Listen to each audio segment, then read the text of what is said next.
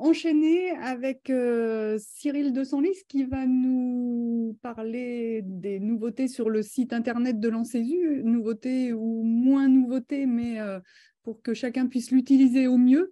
Cyril, je te laisse la parole. Oui, bonjour à tous. Donc, je vais refaire un petit peu le point sur le site internet de l'Ancesu, notamment sur l'activité du site. Et puis, on va revoir ensemble pour mettre à jour le catalogue de formation. Alors, concernant l'activité du site, donc là, j'ai pris les données sur la semaine dernière globalement. Et sur la semaine dernière, en fait, il y a eu 646 visites. Donc, c'est quand même assez important, une centaine de visites par jour, avec un pic de 157 visiteurs le 12. La page qui est vraiment la plus consultée, c'est celle des tutoriels AFG SU2. C'est cette page que nous avions mis en place pendant la période Covid, avec accès à des PowerPoint, des vidéos. Et donc, ça représente sur une semaine plus de 264 utilisateurs. C'est globalement 40% de l'activité du site, de la fréquentation.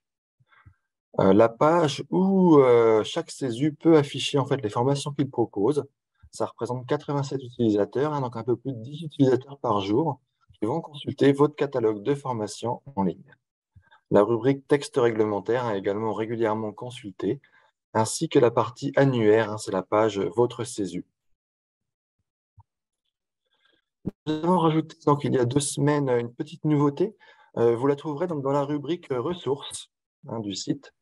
Et il faut cliquer sur communiquer que vous pouvez trouver ici ou là. Et vous allez pouvoir retrouver tous les communiqués de l'ANCESU, donc, que nous faisons régulièrement donc, depuis 2019. Il y en a eu beaucoup pendant la période Covid et l'instabilité qui régnait sur les formations. Et donc, vous pouvez télécharger en fait, les communiqués à cet endroit-là. Maintenant, nous allons refaire le point sur comment enregistrer des formations sur le CESU. Donc, la plupart des CESU, en fait, finalement, le remplissent. Pour Calliope, il faut qu'il y ait une adéquation entre ce que l'on propose comme formation selon les supports. Et donc, c'est important de les renseigner régulièrement. Alors, comment se connecter à votre espace personnel pour le CESU? Il faut aller donc, sur la page donc, en haut à droite, se connecter. Si vos identifiants sont perdus, vous nous envoyez un mail et puis on pourra vous les redonner. Donc, vous cliquez bien ici sur se connecter. Et ensuite, donc j'ai fait des imprimés écran, vous arrivez sur cette page-là. Donc ici, il faut renseigner l'identifiant et le mot de passe, avec une procédure pour réinitialiser le mot de passe, qui est comme ce qu'on trouve sur les autres sites. Et une fois en fait que vous êtes,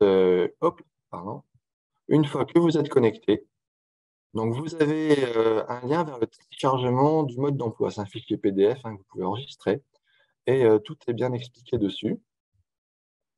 Vous trouverez donc plusieurs choses sur l'accueil, la connexion, l'adhésion, comment inscrire une actualité à la une petite partie sur créer une nouvelle action, modifier une action, et la partie qui va nous intéresser là aujourd'hui, c'est créer des sessions de formation, ainsi que modifier des sessions de formation. Donc pour créer des sessions, vous cliquez ici sur créer des sessions pour une formation déjà existante.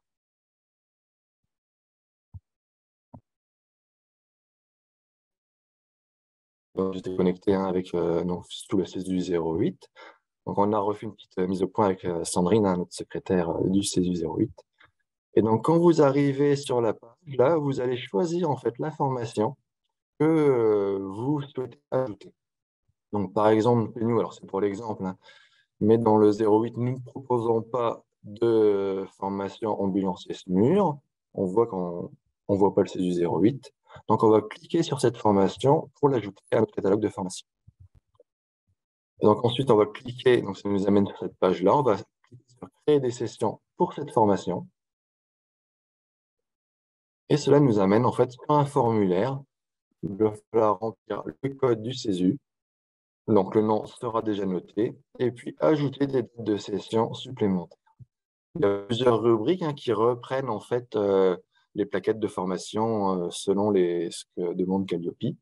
Et à la fin, en bas de la page, il ne faut pas oublier de cliquer sur mise à jour pour inscrire et enregistrer les modifications faites.